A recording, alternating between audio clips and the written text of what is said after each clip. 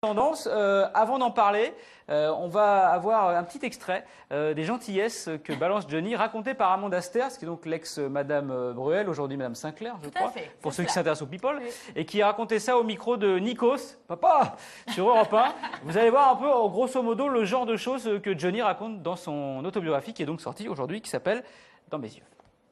Il y a des amis qui sont restés, d'autres qui ont trahi. De trahison, il y a aussi un thème qui revient dans votre ouvrage, c'est la trahison. Tous ceux qui l'ont trahi et tous ceux qui, à un moment ou à un autre, ont essayé de vivre de Johnny, de l'image de Johnny, et trahi Jean-Philippe Smet. Il parle notamment de Michel Sardou.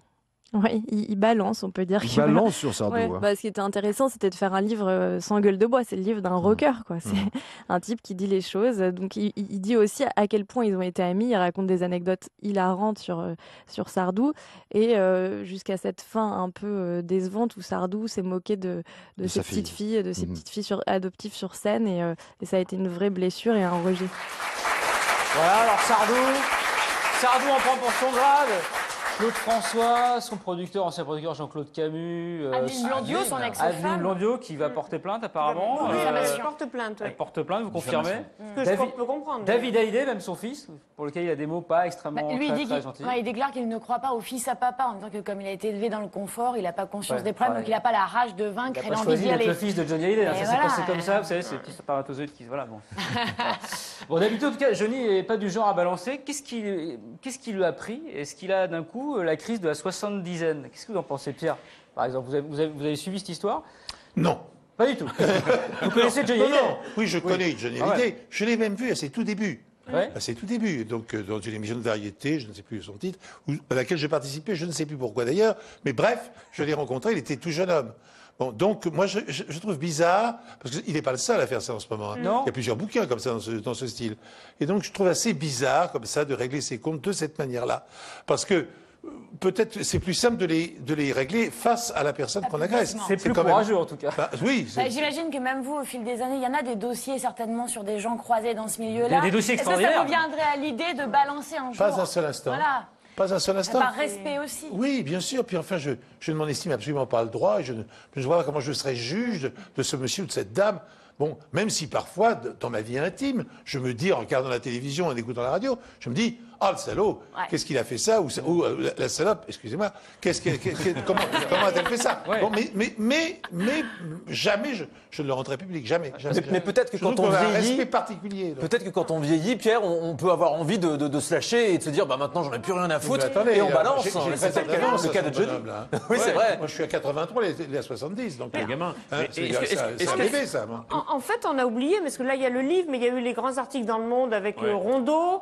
En fait, il y a eu des tas de livres où il y avait déjà beaucoup de ça. Le bouquin de Gilles Lotte, qui est sorti il n'y a pas longtemps, le journaliste qu'il a très bien connu, charge beaucoup, si j'ose dire. Oui, mais là, c'est la voix officielle. Là, c'est lui. beaucoup. Effectivement, c'est lui, mais il a toujours eu des réactions atypiques. Puis on dit beaucoup aussi, là, pour le coup, nous, on ne peut pas juger, parce qu'on n'est pas dans son entourage. Mais on dit beaucoup aussi qu'il a avalisé les ennemis de Laetitia. Donc, à partir de là, on n'est pas sûr qu'il l'aurait dit de cette façon-là s'il n'avait pas été dans un certain milieu en ce moment. Il y a une vraie question de communication. Il y a une vraie question de communication qui se pose parce qu'on a vu avec Drucker qui a sorti un bouquin. On a les meilleurs passages qui étaient des passages de clash entre personnes lui ont aussi, été repris. Le gentil Michel, il est allé aussi. Là, récemment, on a deux rappeurs qui se mettent sur la tête. Alors que l'un d'entre eux sort un livre, un disque, pardon. Là, on a un rappeur écrire un livre, il est pas arrivé. C'est possible. les clichés. Là, on a Johnny. Il y a Bouba qui regarde, il est spécialiste des vacheries. Là, on a Johnny qui sort un bouquin et qui a besoin également pour se faire connaître de clasher. Se faire connaître, mais il n'a pas besoin de ça, Johnny, c'est ça le truc. Pour vendre, on a besoin de se clasher. Et c'est là mon propos. Est-ce que finalement, ils n'ont pas besoin d'en faire trop, d'en rajouter des tonnes et de clasher pour vendre? Il est sorti l'année dernière, c'était une des meilleures ventes de l'année. Donc non, je crois pas qu'il y ait un rapport avec la promotion de son album et de la musique. On ne mesure pas toujours ce que ça donne une fois que c'est écrit. Parce que il n'a peut-être pas nécessairement mesuré l'impact que ça allait avoir. Parce que Sardou, il a aussi évoqué dans l'émission de Mireille Dumas il n'y a pas longtemps. Il a dit, on était super potes et puis, on est un peu deux vieux cons maintenant. Donc on sait plus un peu Je pense pas que Sardou, honnêtement, mérite tout ce que Johnny dit sur lui. Franchement, je suis même pas sûr qu'il l'a lu, Johnny, le livre. Non mais sérieux, parce que dedans, il y a des coquilles qui sont restées. Amanda dit que si. Ah bon, parce que par exemple, il parle de Michel Polnareff qu'il adore. Bon, lui échappe aux griffes de Jojo. Et il dit Michel Polnareff, l'auteur des Enfants du Paradis. Il a confondu avec On ira tous au paradis. Les Enfants du Paradis, c'est un film de Marcel Carnet. Michel Polnareff. En même temps, il assume parce qu'il y a une interview ce matin dans Le Parisien que Élodie a sous les yeux où il confirme tout ce qui se dit dans le livre. Et puis Johnny va continuer en plus la promo puisque c'est également un livre qu'il faut vendre. Il sera samedi soir sur le plateau de Laurent Delahousse avec Amanda Sters. Ouais. Donc c'est vrai qu'il continue d'affirmer et d'assumer ses propos. Ceci dit, on peut le dire, Isabelle, il devait venir chez vous, à RTL, et apparemment il a annulé. Est-ce que finalement il aurait été un peu submergé par tout ça? Est-ce qu'il s'attendait à ce que ça fasse autant de bruit? Parce que peut-être a-t-il eu peur d'Yves Calvi, qui ne fait jamais d'interviews violentes, mais qui fait toujours des interviews où on va quand même au fond des choses. Alors je ne sais pas, mais effectivement il a annulé l'avant-veille.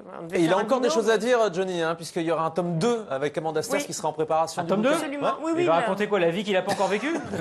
Je trouve que ce qui est dommage dans tout ça, c'est qu'il y a quand même beaucoup de personnes qui sont attaquées, et notamment des personnes décédées. Ce sont les héritiers qui doivent gérer aujourd'hui tout ce qui est balancé, et ça manque vraiment de courtoisie, de respect. Je pense à Claude François, à certains de ses agents aussi. Les gens sont obligés de se défendre aujourd'hui, et c'est dommageable pour tout le monde, quoi, en fait. C'est très triste. Tu vois, quand tu connais le milieu, par exemple sur Henri Salvador, qui passe toujours pour un monsieur extrêmement gentil. Lui que c'était un vieux con. Voilà. Et ben, des fois, ça fait plaisir de faire. Mais il n'y a pas besoin de le faire. Il a raison. Ouais, mais ça, c'est vous aimez bien quand ça balance. Ouais, moi, récemment, le fils de Henri Salvador, vous en parlez. Oui, Jean-Marie. Oui, Jean-Marie Perrier, qui n'a eu pour père que Perrier. La question n'est pas là. François Perrier, puisque M. Salvador s'en est totalement ignoré. Absolument. Bon. Mais c'est vrai que Henri a fait cette chose qui était très mal. Bon.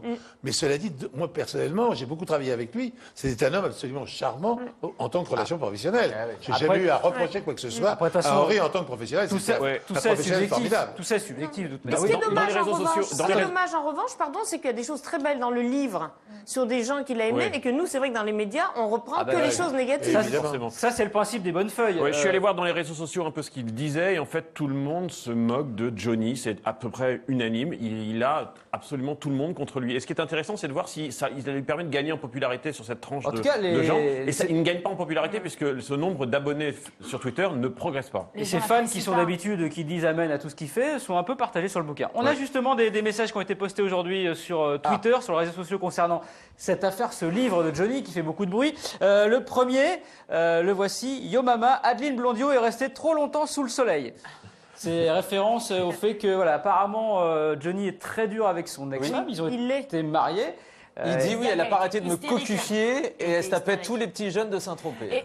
Et le problème aujourd'hui, c'est qu'elle a reconstruit sa vie, elle a des enfants, et c'est vrai qu'en tant que mère de famille, c'est quand même compliqué d'avoir à Et elle attaque Johnny en diffamation. Évidemment. Johnny qui me fait marrer parce que lui, en termes de cocufiage, je suis pas sûr que c'était vraiment une grande ligne droite toute sa vie. Enfin bon, ça, c'est autre chose. Autre message qu'on a retrouvé aujourd'hui pour vous. Ceci est mon tweet. Zaya sort un livre, Johnny Hallyday sort un livre, j'attends le concours de Franck Ribéry pour m'émouvoir. C'est drôle. Très bien.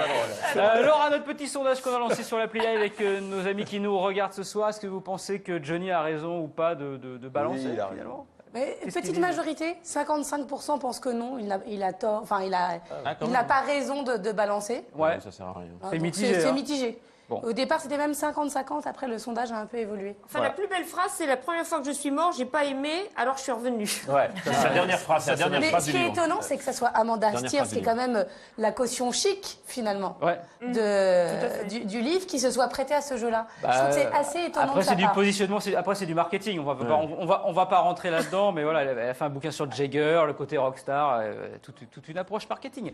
Tiens,